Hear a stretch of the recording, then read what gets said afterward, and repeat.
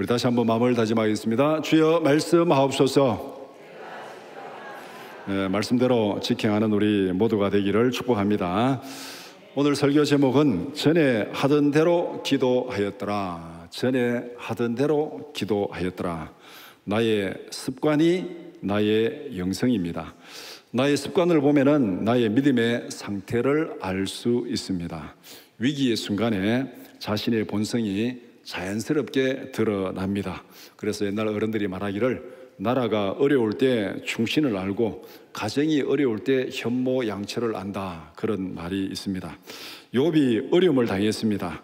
어려움을 당하자 욥과 욥의 처가 어떻게 행동했는가, 그것을 보면은 정말 어려울 때, 나라가 어려울 때 충신을 알고 집안이 어려울 때 현모양처를 안다는 그 말을 우리가 그대로 볼 수 있는 장면이 바로 욥기 1장 2장에 나옵니다.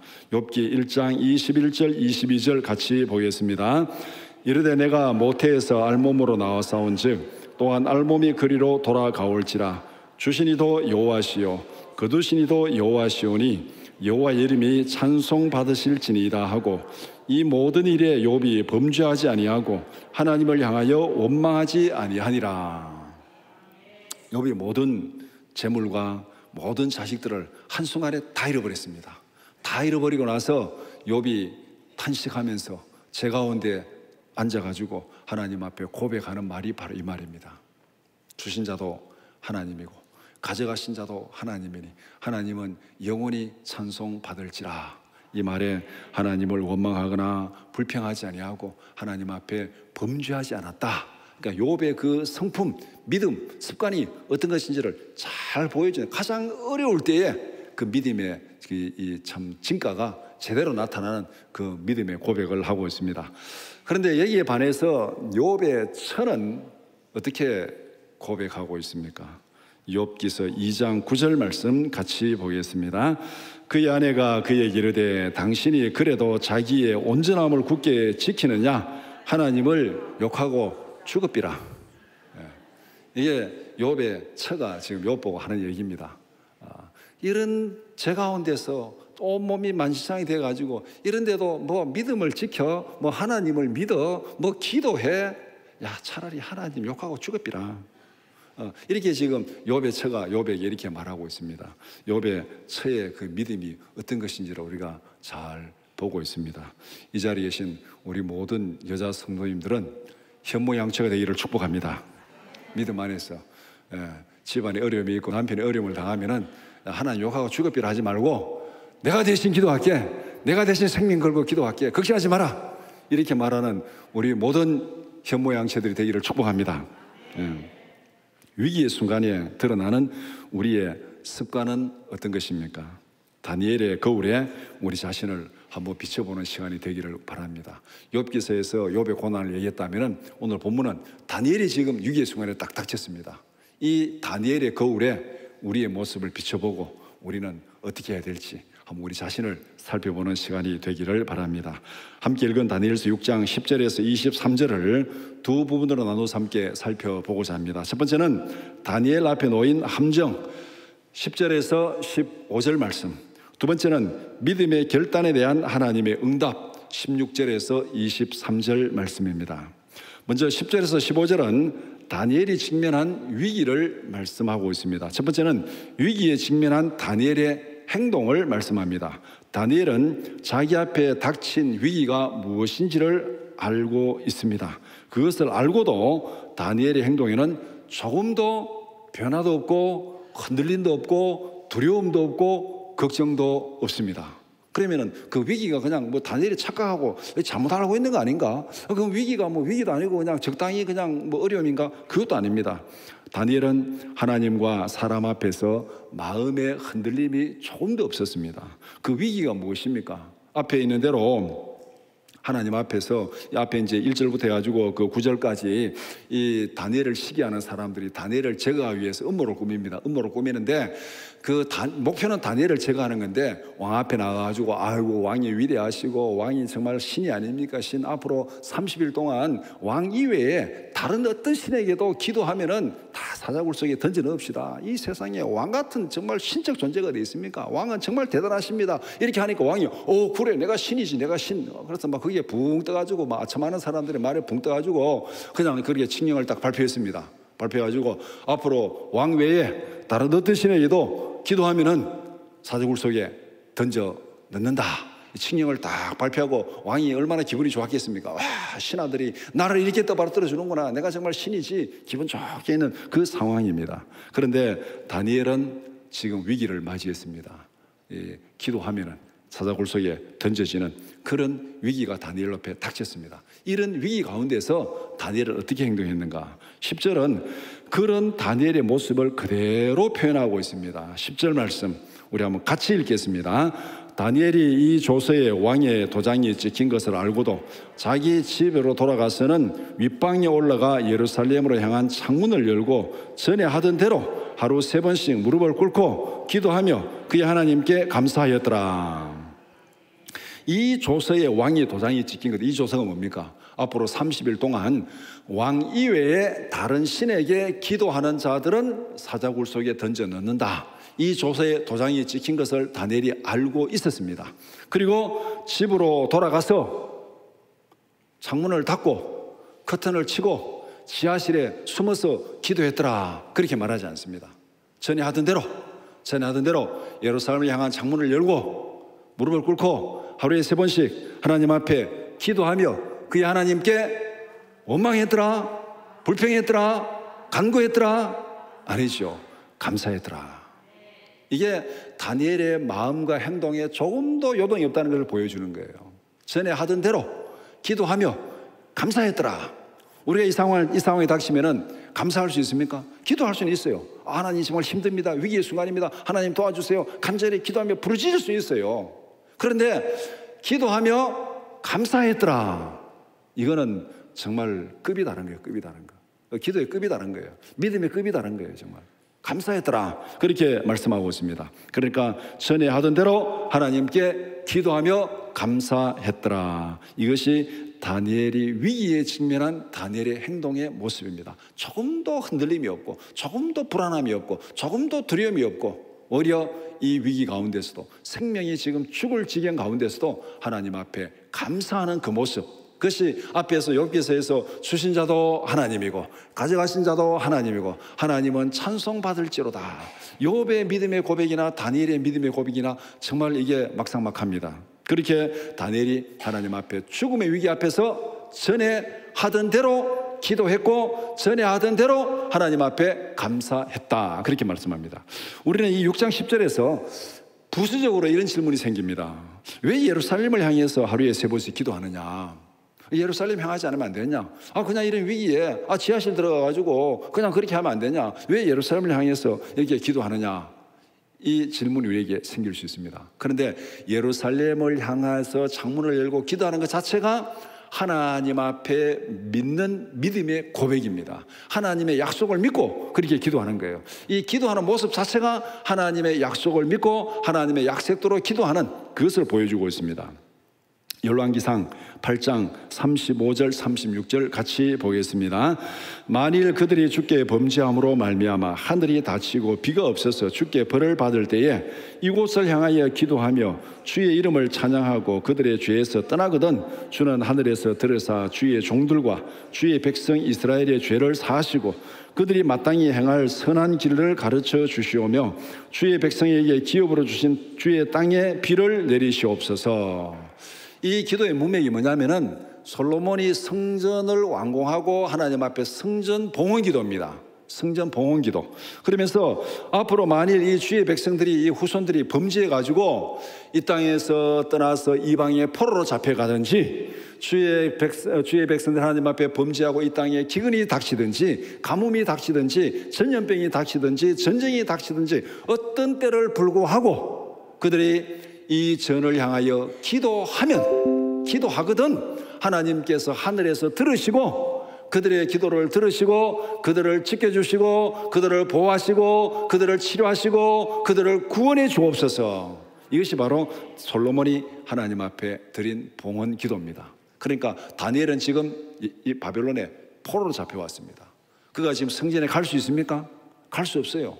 포로로 잡혀왔는데 어떻게 가겠습니까? 그러나 성전에 갈 수 없는 상황에서 뭐 포로로 잡혀왔든지 아니면 아파서든지 어쨌든지 성전에 가지 못하면은 성전을 향해서 기도하거든 하나님께서 성전에 온 것 같이 똑같은 그런 정성으로 받아들여서 그들의 기도를 들어주시옵소서. 그렇게 지금 봉헌 기도하니까 다니엘은 이 말씀에 근거해서 내가 비록 바벨론 땅에 포로로 잡혀와서 성전에 갈 수 없지만은 내가 성전을 향해서 하나님 앞에 기도합니다. 윗방에 올라가가지고 창문을 열고 하나님 앞에 기도하는 이 행동 자체가 하나님의 약속을 믿고 하나님의 은혜를 구하는 기도입니다.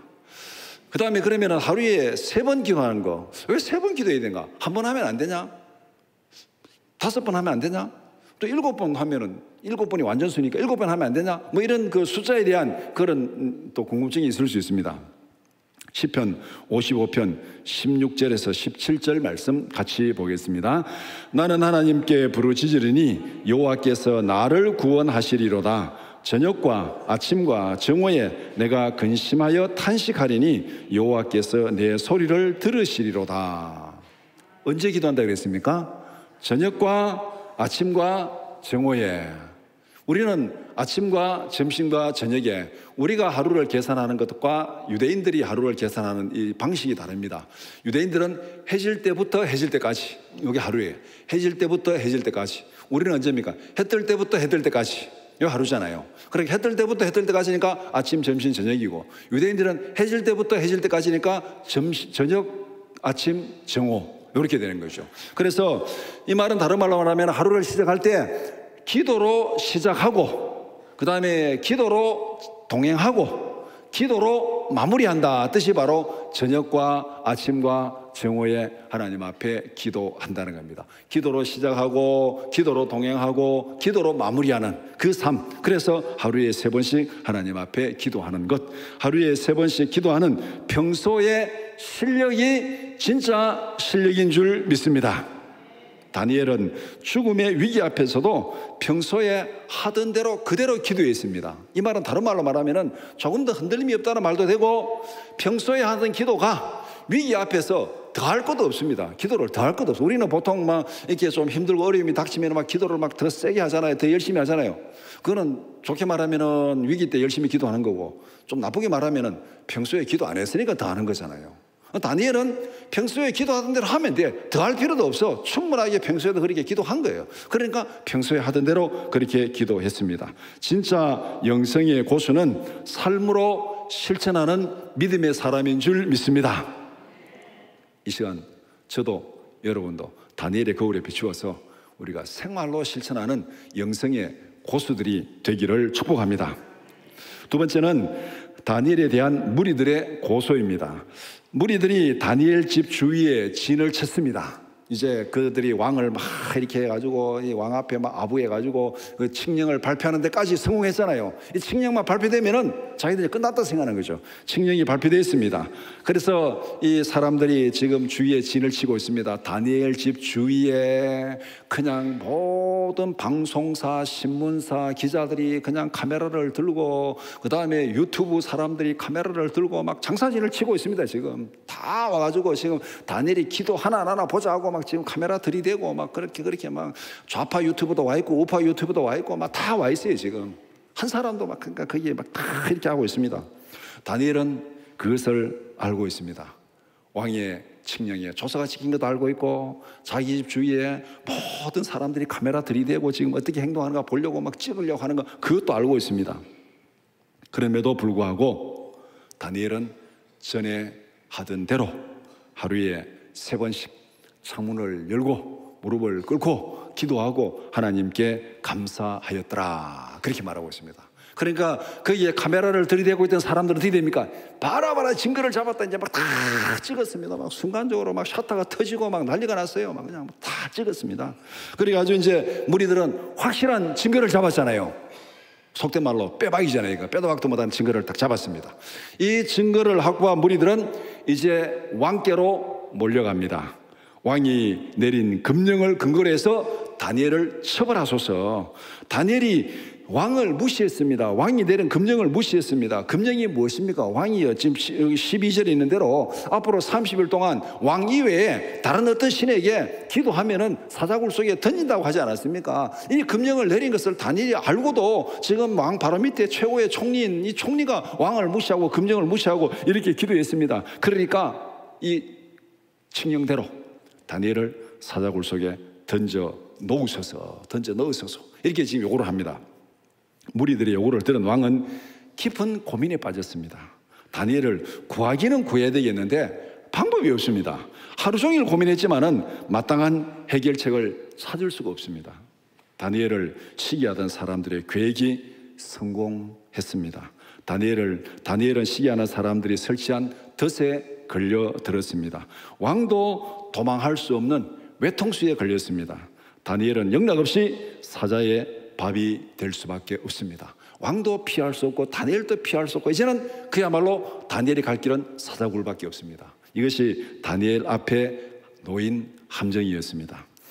다음으로 16절에서 23절은 다니엘의 행동에 대한 하나님의 응답을 말씀합니다. 첫 번째는 무리들의 요구를 받은 왕의 결정을 말씀합니다. 왕은 하루 종일 고민했지만은 해결책을 찾을 수가 없었습니다. 이제는 무리들의 요구대로 떠밀려서 갈 수밖에 없는 그런 상황입니다. 왕은 다니엘을 끌어다가 사자굴 속에 던져 넣었습니다. 그리고는 사자굴의 입구를 봉인했습니다. 왕이 도장을 찍고 귀족들이 도장을 찍고 이거는 누구도 열 수 없다 가지고 도장을 딱 찍고 봉인을 했습니다. 다리오 왕은 무기력하게 다니엘을 죽음에 던져 넣었습니다. 이 다리오 왕이 누굽니까? 앞에 12절에 말한 대로 신이잖아요. 신. 왕이 신이에요. 지금 왕 이외에 다른 신에게 기도하면은 사자굴 속에 던져낸다. 왕을 신으로 모시고 그래 나는 신이다. 주위의 사람들이 아부하니까 이 다리오 왕은 나는 신이다 하고 큰 소리 치고 막 여유있게 나는 신이 됐는데, 신인 이 왕이 자기가 총리하는 총리 하나 구원하지 못하는 거예요. 지금 이 신입니까? 이게 자기가 신이라고 착각했는데 신 하나 구원하지 못하는 이 처참한 비참한 상황에 빠지게 되었습니다. 그래서 왕은 자기의 이 한계를 깨달은 거예요. 내가 신이 아니구나. 그러면서 다리오 왕은 다니엘에게 이렇게 작별 인사를 합니다. 죽음의 구덩이에 던져놓고 사자굴 속에 던져 넣으면서 다리오 왕이 다니엘에게 이렇게 작별합니다. 16절에 왕이 다니엘에게 이르되 내가 항상 섬기는 너의 하나님이 너를 구원하시리라. 이 말이 뭐겠습니까? 왕이 생각해 평소에 자기 신이라 생각했어. 그런데 자기는 다니엘을 구원할 수가 없어. 지금 이 말은 나는 신이 아니다 이 말과 되잖아요. 내가 평소에 나는 신이라고 생각했는데 내가 너를 구원하지 못하는 거 보니까 나는 신이 아니다. 너를 구원할 사람은, 너를 구원할 존재는 내가 아니라 너가 섬기는 너의 하나님이다. 너의 하나님이 진짜 하나님인 줄 믿는다. 내가 너의 하나님이 너를 구원하시리라. 나는 신이 아니다. 이 말은 다른 말로 말하면 다니엘에 대한 작별 인사지만은 다리오 왕으로서는 자기 부도를 선언하는 부도 선언입니다. 나는 신이 아니다. 내가 지금까지 착각했다. 나는 잘못했다. 자기 부도를 선언하는 거예요. 그리고 왕이 급하니까 하나님을 찾습니다. 평소에는 자기가 하나님처럼 그렇게 교만하게 행동했는데 이제는 자기의 처지를 깨닫고 급하니까 하나님을 찾는 거죠. 그러나 다니엘은 평소에 하던 대로 하나님과 동행했습니다. 다니엘에게는 급할 것도 없고 두려울 것도 없었습니다. 왜냐하면 언제 어느 때나 하나님을 찾고 하나님과 동행했기 때문에 그에게는 급할 것도 없고 두려울 것도 없고 더 하나님을 찾을 일도 없어요. 더도 말고 덜도 말고 평소에 하던 대로 하면 되니까. 진짜 고수의 모습이 이런 모습이 아니겠습니까? 급할 때만 아니라 평소에도 하나님과 동행하는 우리 모두가 되기를 축복합니다. 다리오 왕은 평소에는 자기가 신이라 생각했어. 위기가 닥치니까 할 수 있는 게 아무것도 없어. 그러니까 그때서야 하나님 좀 살려주세요. 하나님 살려주세요. 힘들면 하나님 찾고 힘들지 않으면 하나님 떠나가고. 이거는 믿음이 아니에요. 이거는 하나님을 이용하는 거지. 믿음이 아니에요. 이거는 정말 하나님 앞에서 평소에 하나님과 동행하는 우리 모두가 되기를 축복합니다. 두 번째는 다니엘을 사자굴 속에 던진 다리오 왕의 행동을 말씀합니다. 다니엘은 하루에 3번씩 예루살렘을 향해 기도했습니다. 죽음 앞에서도 평소에 하던 대로 그렇게 기도했습니다. 사자굴 속에 던져지면서도 평소에 하던 대로 걱정도 두려움도 없이 감사했습니다. 문제는 다니엘을 사자굴 속에 던져놓은 다리오 왕입니다. 평소에는 하나님을 찾지 않았습니다. 그런데 급하니까 하나님을 찾기 시작합니다. 위기가 닥치니까 하나님을 찾고 나는 하나님이 아닙니다. 하나님을 찾고 금식하고 철야하고 난리가 났습니다. 학생으로 말하면 평소에 공부 안 하고 놀고 있다가 이제 기말고사 시험이 닥치니까 밤새워서 벼락치기 공부하는 그 학생 모습 비슷한 거죠. 아마 여러분들 학교 다닐 때 그런 일 많이 했죠. 시험 때 되면은 막 공부한다고 막 독서실 가고 막 밤새고 막 그렇게 했을 겁니다.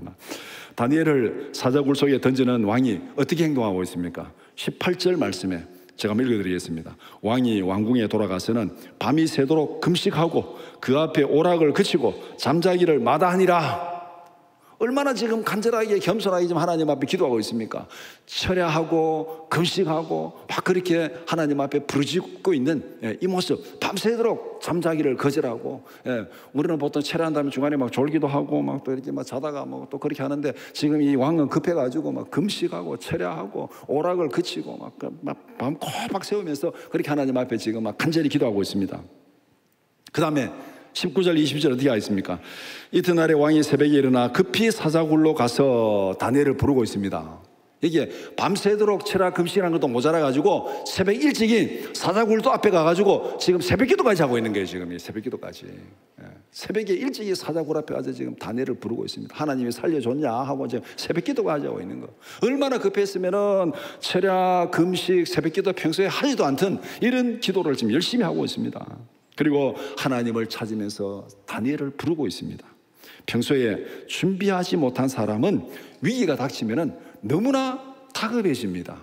여기서 다리오 왕의 모습하고 다니엘의 모습하고 차이점이 뭐냐면 다리오 왕은 평소에 하나님 앞에 준비한 게 하나도 없어. 하나도 없으니까 위기 가운데 할 것이 아무것도 없습니다. 그러니까 하나님 앞에 평소에 하지 않던 철야, 금식, 새벽기도 막 매달리고 있습니다. 다니엘은 평소에 하나님 앞에 열심히 기도하고 하나님과 동행하고 하나님과 동행하는 삶을 살았어. 그러니까 위기가 닥쳐도 더 할 것도 없어. 그냥 평소에 하던 대로만 하면 돼. 하던 대로만 하면은 아무런 걱정이 없어. 이 모습이 지금 다니엘과 다리오 왕의 차이입니다. 준비된 자와 준비되지 않는 자의 차이입니다. 만약에 우리가 마지막 하나님의 심판대 앞에 딱 섰을 때 다리오 왕처럼 준비가 되지 않았다면 우리 어떻게 되겠습니까?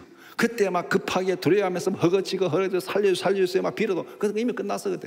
그때는 사자굴 속에 던져지는 것이 아니라 지옥불에 던져지는 거예요. 그러나 다니엘처럼 평소에 준비가 잘 돼 있으면은 마지막 심판대 앞에서 하나님 감사합니다. 오늘로 내가 하나님의 영원한 나라에 들어갑니다. 감사할 수 있습니다. 유비무환이라는 말을 들어보셨죠? 제가 어릴 때 중학교, 고등학교 다닐 때는 유비무환 말 엄청 많이 들었습니다. 그때는 반공 이데올로기, 안보 이데올로기로 그냥 이렇게 준비가 돼야 하면 걱정이 없다고 유비무환 막 계속 유비무환 그렇게 떠들었습니다. 뭐 그거는 그거고 어쨌든 유비무환 평소에 준비가 돼 있으면은 걱정이 없다 그런 말입니다. 평소에 믿음으로 잘 준비하는 우리 모두가 되기를 축복합니다. 어려움이 닥칠 때 막 금식, 철야, 새벽기도 하지 말고 평소에 좀 금식하고 철야하고 새벽기도 하시는 우리 모두가 되기를 축복합니다. 세 번째, 다니엘의 결단에 대한 하나님의 응답을 말씀합니다. 다니엘은 한결같았습니다. 총리로서 바쁜 업무 가운데서도 하루에 3번씩 기도했습니다. 우리가 기도하지 못한 이유가 뭡니까? 저도 마찬가지로 바빠서 피곤해서 바빠서 피곤해서 이게 우리가 기도하지 못하는 가장 큰 이유잖아요. 그런데 바쁘기로 말하면은 다니엘은 뭐 할 일이 없어서 하루에 3번씩 기도했겠습니까? 다니엘은 메데파사의 총리예요. 전 세계를 다스리는 제국의 총리입니다. 일이 얼마나 많겠습니까? 바쁘기로 말하면은 우리는 다니엘에게 명함도 못 내밀어. 그러니까 우리가 바빠서 기도 못한다. 아, 왜 예배 참석 못하십니까? 아, 바빠서. 이거는 우리는 이 바빠서 바자도 꺼내면 안 돼. 우리는 바쁘기로 말하면은 다니엘은 우리보다가 몇백 배, 몇천 배는 바빴습니다. 그럼에도 불구하고 그는 하루에 3번씩 하나님 앞에 기도했습니다. 무리들이 아무리 시기해도 평소에 자기가 하던 대로 했습니다. 옆에 있는 사람들이 시기하고 비난하고 질투하고 댓글 달고 문자 폭탄 보내고 그래도 그래라 하나님이 알아서 하시겠지. 거기에 신경 쓰지 않고 하나님 앞에 그대로 기도했습니다. 그대로 기도했습니다. 사자굴 속에 던져 넣는다고 해도 오히려 기도하며 감사했습니다. 다니엘이 이렇게 당당할 수 있었던 이유가 무엇입니까? 어떻게 다니엘이 이렇게 당당할 수 있습니까? 우리가 지금 상상할 수 없을 정도로 당당하잖아요. 이 이유가 뭐냐? 다니엘이 무슨 용기에 있어서 담력이 있어서 그건 아니에요. 성경에 단 한 가지 이유를 찾을 수 있습니다. 그는 온전히 하나님을 믿었습니다. 다른 말로 말하면 그는 온전히 자기 생명을 하나님께 맡겼습니다.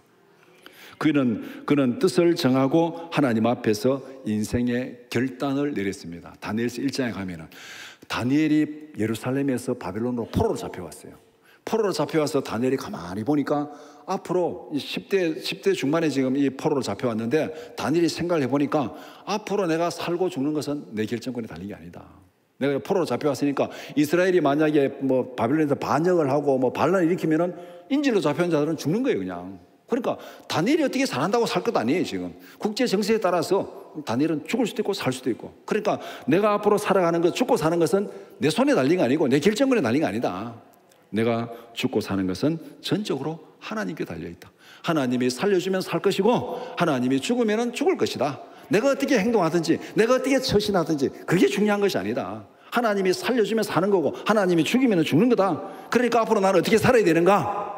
방법이 나오잖아요. 이제 자기 인생의 실상을 딱 깨닫고 나니까 방법이 나오는 거예요. 그렇다면은 살아도 하나님을 위해서 살고 죽어도 하나님을 위해서 죽자.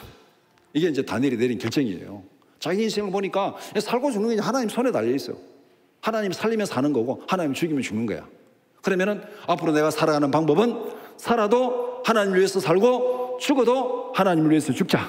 그래서 하나님을 위해서 살다가 하나님을 위해서 장렬하게 죽자.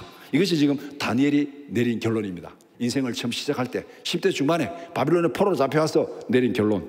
다니엘은 하나님께 이렇게 생명을 걸었습니다. 살아도 주를 위해서, 죽어도 주를 위해서. 로마서 14장에 있는 우리가 사나 죽으나 그리스도의 것이다. 죽어도 살아도 그리스도를 위해 살고 죽어도 그리스도를 위해 살자. 이 고백이 아마 다니엘의 뼛속부터 딱 비전으로 들어간 것 같아요. 이 고백을 다니엘은 행동으로 실천합니다. 다니엘서 1장 8절 말씀 같이 보겠습니다. 다니엘은 뜻을 정하여 왕의 음식과 그가 마시는 포도주로 자기를 더럽히지 아니하리라 하고 자기를 더럽히지 아니하도록 환관장에게 구하니.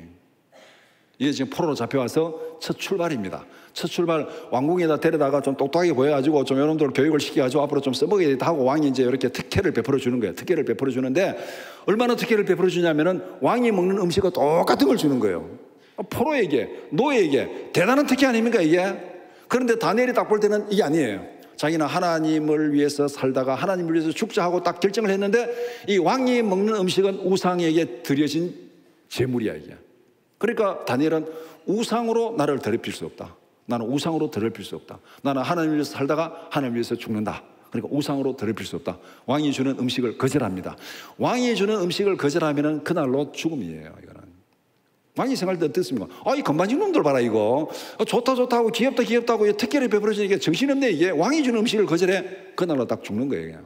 다니엘은 죽음을 각오하고, 죽어도 하나님을 위해서 죽자. 죽음을 각오하고 왕의 음식을 거절했습니다.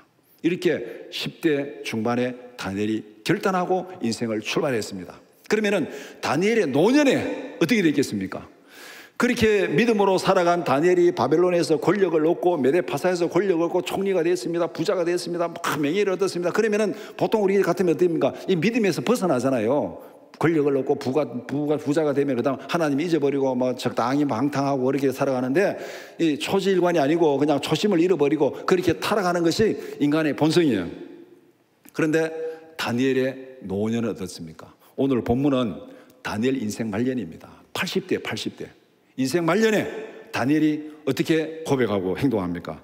오늘 6장 10절이 바로 그것입니다. 6장 10절 우리 같이 보겠습니다. 다니엘이 이 조서의 왕의 도장이 찍힌 것을 알고도 자기 집에 돌아가서는 윗방에 올라가 예루살렘을 향한 창문을 열고 전에 하던 대로 하루 3번씩 무릎을 꿇고 기도하며 그의 하나님께 감사하였더라. 다니엘 1장 8절이 다니엘 인생 계획서라면은 다니엘 6장 10절은 다니엘의 인생 결산서입니다.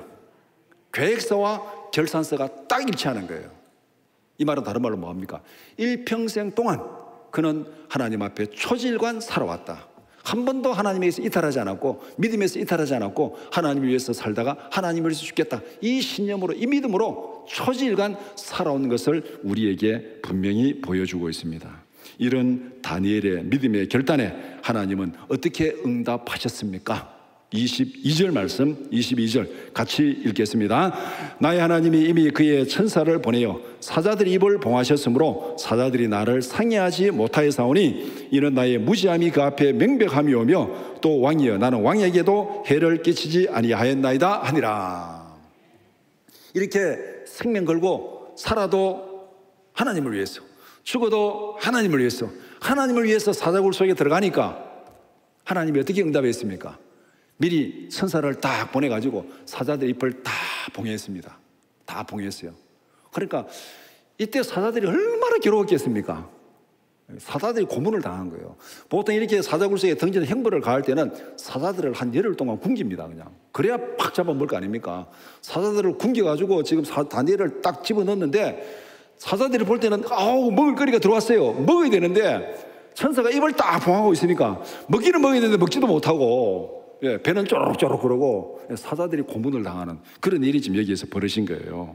하나님께서 이렇게 믿음의 결단을 내리고 하나님 앞에 믿음으로 살아간 그 다니엘에게 하나님께서 이렇게 응답하셨다.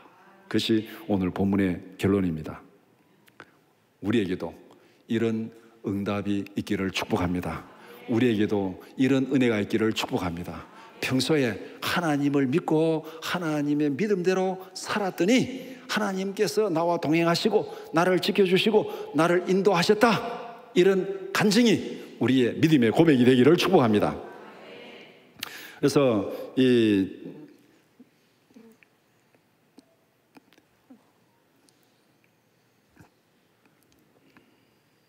하나님 앞에서 우리가 살아가는 이 믿음의 고백이 바로 이런 믿음의 고백입니다. 그래서 하나님께서 우리를 지켜주시고 하나님께서 우리를 도우시고 인도하시는 그 믿음의 고백대로 우리가 하나님 앞에 살아가는 우리의 삶이 되기를 축복합니다. 믿음이 나의 습관이 나의 영성입니다. 나의 습관이 나의 영성입니다. 하나님 앞에서 우리가 믿음대로 살아가는 나의 습관이 나의 영성이다.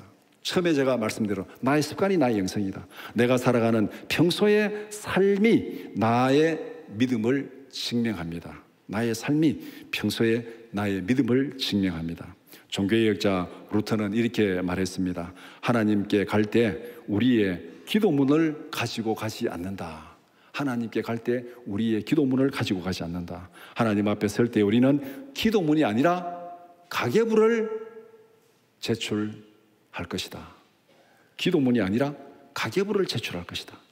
이 말이 무슨 뜻입니까? 루터가 이 말 한 의미가 뭡니까? 우리가 기도문을 쓸 때는 잘 쓰잖아요. 평소에 그렇게 살지 못해도 기도문을 쓸 때는 굉장히 경건하고 굉장히 믿음 있고 굉장히 거룩한 기도문을 씁니다. 그런데 가계부는 어떻습니까? 가계부에는 우리가 평소에 살아간 삶의 흔적이 그대로 남아 있습니다. 가계부는 우리가 늘 돈 쓰는 거를 다 기록하는 게 가계부잖아요. 요새 가계부 쓰십니까, 여러분들? 뭐 가계부 안 써도 요새는 뭐 통장에서 다 지출되니까 인터넷으로 하니까 다 거기에 기록이 다 남아 있죠. 가계부는 우리가 평소에 살아간 삶의 흔적이 그대로 남아 있습니다.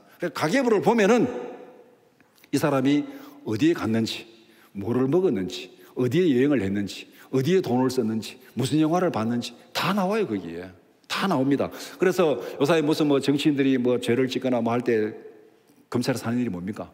딱 압수수색 해가지고 은행 계좌 보고 그 다음에 신용카드 딱 보고 그러면 다 나오잖아요. 거기에 신용카드 딱 조회하면은 초밥 몇 인분 시키면 이제 다 나오잖아요. 그러니까 은행 구자 딱 털면은 그 뭐 돈 들락날락한 거 다 나오잖아요. 이게 바로 가계부입니다. 가계부. 가계부에는 우리가 살아온 삶의 흔적이 그대로 남아있는 거예요. 루터가 고백한 게 그거예요. 우리가 하나님 앞에 설 때 기도문을 가져가지 않고 가계부를 가져간다. 이거는 오늘 본문에처럼 우리가 평소 하던 삶의 모습으로 하나님 앞에 선다는 거예요. 어디에 돈을 얼마나 사용했습니까? 그것이 나의 생각과 삶의 모습이 어떤 것인지를 보여줍니다. 돈이 있는 곳에 마음이 있습니다. 마음이 있는 곳에 돈도 따라갑니다. 돈을 사용하는 그곳이 나의 마음이 있는 곳입니다.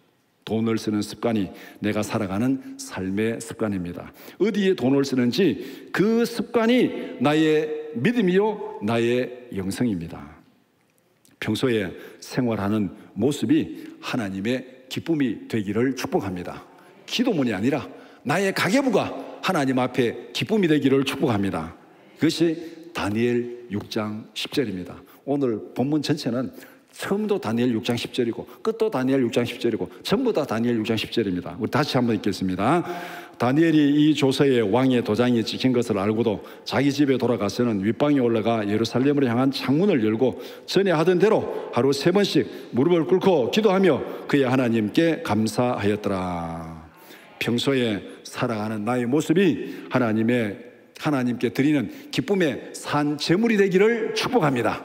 나의 삶이 하나님 앞에 제사가 되고 나의 삶이 하나님이 기뻐하는 제물이 되는 그런 우리의 믿음이 되기를 축복합니다.